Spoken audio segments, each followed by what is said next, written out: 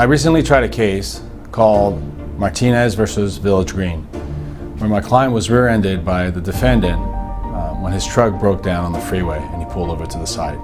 After the impact, my client's truck rolled over. It's called a three-quarter roll, and he was injured as a result of that. The main defense argument in that case was that my client was just fine and therefore didn't deserve any sort of compensation for future pain, suffering, emotional distress. The challenge in this case was to effectively communicate the seriousness of the injury of my client. The difficulty in a spine case, like the difficulty in a lot of invisible injury cases, is to demonstrate to the jury the severity and the impact that the injury, that the operation has had on your client. We feel that it's important to demonstrate the violence of the impact so that the jury really understands that this wasn't just a little fender bender. In today's society, people are used to seeing graphics. They're used to seeing something on a screen, and they're used to electronics. I'm very particular about what I present to the jury, and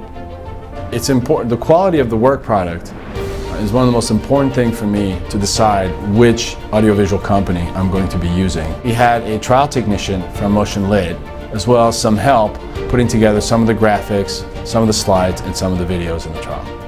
We ended up with a verdict of about $1.2 million, which after costs came up to almost 1.3. I have a great relationship with MotionLit, especially as we're approaching trial. I can send a text, an email, anything, and I get a response almost immediately. I've used MotionLit in every single large trial that I've ever done, and my experience with their staff, with their work product, with everything that they touch is bar none.